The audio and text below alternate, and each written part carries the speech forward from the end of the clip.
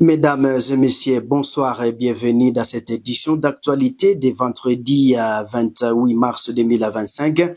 Il faut savoir que le ministre Mwindo Nzangi a en effet affirmé que la province de l'Ituri est sous contrôle des forces armées de la République démocratique du Congo, donc du gouvernement congolais. Cependant, la situation sur le terrain est complexe et nuancée. Il faut savoir que la présence des groupes armés, malgré les efforts du gouvernement, de nombreux groupes armés restent actifs dans cette région, donc la province de l'Ituri, notamment la Codeco. Ces groupes continuent de mener des attaques, de semer la terreur et de contrôler certaines zones, en particulier dans le territoire de Djougou. Suivez ces reportages.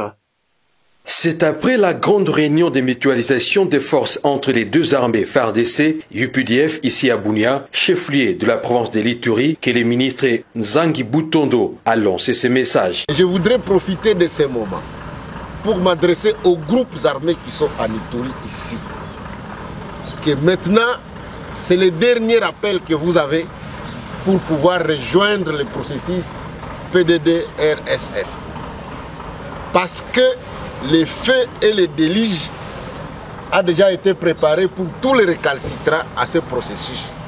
Parce que trop c'est trop, on ne peut pas vivre pendant plus de 5 ans dans cet amalgame où les gens sont tués tout le temps, où les gens font des incursions dans des cas de déplacés, où des Congolais tuent les Congolais. Je crois que ça doit s'arrêter et c'est l'occasion pour nous de leur dire qu'il faut saisir cette dernière opportunité pour quitter la forêt. Mwindo Nzangi affirme que cette mutualisation a déjà produit ses fruits en province du Nord Kivu et en Ituri, dans la zone des Boga, Tchabi et environ. Le gouvernement avait conclu des accords avec l'Ouganda pour l'opérationnalisation de ce que vous avez appelé l'opération Suja, pour neutraliser les EDF au Nord Kivu et en Ituri. Cette opération a eu un succès fou du côté de Tchabi, du côté de Boga, comme vous le savez ici à Ituri, et aussi une partie du Nord Kivu, même si les rebelles ADF continuent toujours à faire des incursions dans les villages pour tuer la population. Ces cadres du gouvernement congolais ont invité le peuple congolais à se méfier des tuteurs tapageux d'un officier ougandais. Les FARDC et les UPDF travaillent ensemble. Vous avez vu dans des cas dans des trous de fusiliers, FARDC et UPDF dans une opération conjointe. Donc il n'y a pas d'amalgame à se faire. C'est une opération qui se fait avec l'appui du gouvernement congolais et du gouvernement ougandais. Je voudrais aussi enfin vous dire qu'on est aussi venu soutenir l'action de notre armée et le gouverneur de province qui a été établi par notre président de la République. Ces déclarations prouvent à suffisance que le chef de l'État congolais, Félix Antoine Tshisekedi Tshilombo, reste déterminé à protéger l'intégrité du territoire national. Une partie de l'Est est sous la prise de l'AFC M23 après avoir solidifié son emprise sur de vastes territoires au nord Kivu et au sud. Il faut savoir que la rébellion, appuyée par les forces rwandaises, menace désormais de tendre son influence jusqu'aux provinces de la Chopo et de Maniema. Chers internautes, il faut savoir et signal d'alarme que la chef de la MONUSCO, Bintou Keïta, a lancé jeudi 27 mars 2025 au Conseil de sécurité de l'ONU. Suivez ses propos. Madame la Présidente, distingués membres du Conseil, la situation des droits humains se détériore gravement. Ces derniers mois, la province du Nord Kivu a enregistré le plus grand nombre de violations et d'atteintes aux droits de l'homme. Ces cas de graves abus contre les civils incluent des exécutions sommaires de plus d'une centaine de personnes, des enlèvements et des recrutements forcés de jeunes, y compris d'enfants, ainsi que des cas de circonscription et de travail forcé.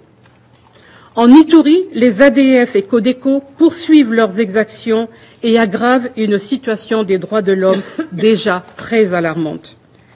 Les femmes et les enfants demeurent les principales victimes au Nord Kivu et en Ituri, avec des violations graves des droits de l'enfant touchant 403 enfants, dont 90 filles, entre le 1er décembre 2024 et le 28 février 2025.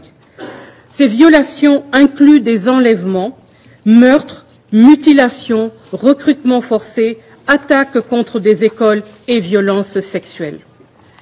L'offensive de l'AFC M23 à travers des confrontations avec les FARDC, les déplacements massifs qui ont suivi, ainsi que l'afflux de combattants et de prisonniers évadés ont accru la vulnérabilité des filles et des femmes aux violences sexuelles liées au conflit. Le Bureau conjoint des Nations Unies pour les droits de l'homme a recensé des centaines de cas au Nord Kivu, au Sud Kivu et en Ituri. L'impunité favorise la récidive. Il est donc impératif de documenter systématiquement les cas pour garantir que toutes les victimes obtiennent justice et réparation. La situation humanitaire dans les provinces de l'Est reste critique, avec une augmentation dramatique des besoins. Les affrontements avec le M23 ont contraint des centaines de milliers de civils à fuir. Les communautés déplacées subissent souvent des pressions pour retourner dans leur lieu d'origine sans conditions de sécurité adéquates. L'accès humanitaire reste entravé dans de nombreuses zones en raison de l'insécurité et de la présence de groupes armés. La fermeture prolongée des aéroports de Goma et de Kavumu constitue un obstacle majeur à l'acheminement de l'aide. Le non-fonctionnement du secteur bancaire dans les zones sous autorité de facto complique également la réponse humanitaire, mais également la...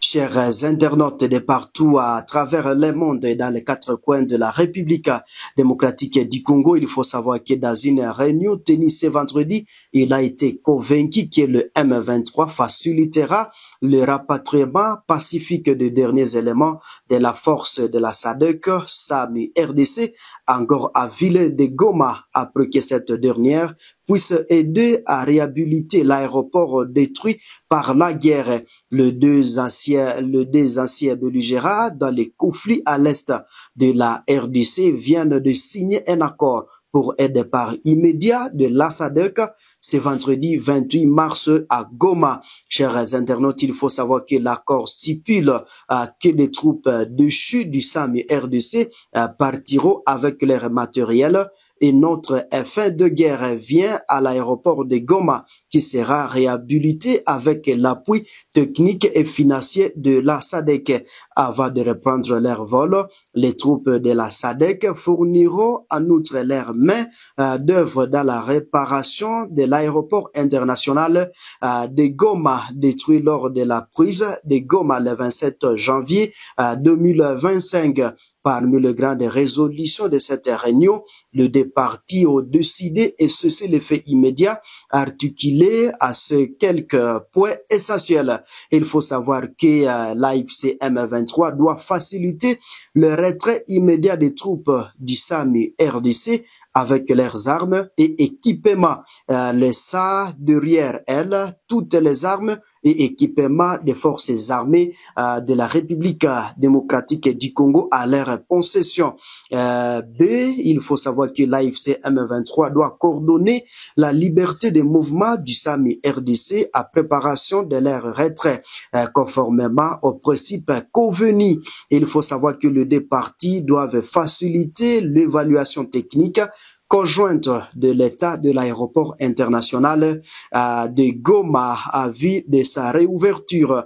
Aussi, la SADC aidera la réparation de l'aéroport international de Goma pour faciliter le retrait du SAMI RDC. Chers internautes, et enfin, les deux parties doivent organiser une réunion suivie des conjointes d'ateliers et à une date qui convient les deux interlocuteurs, mais également une présence rare à signaler dans la partie du M23 AFC et c'est le du Sultan Kenga, chef du fils de la branche armée de rebelles du M23, qui depuis le début des hostilités évite les sorties publiques et médiatiques du côté de la SADC Tous les commandants des composantes étaient présents lors de la signature de cet accord. Chers téléspectateurs, nous mettons un point final à ces actualités de ce vendredi 28 mars 2025. Si c'est la première fois de nous suivre, ne manquez pas de vous abonner, aimer et partager la publication. Au revoir.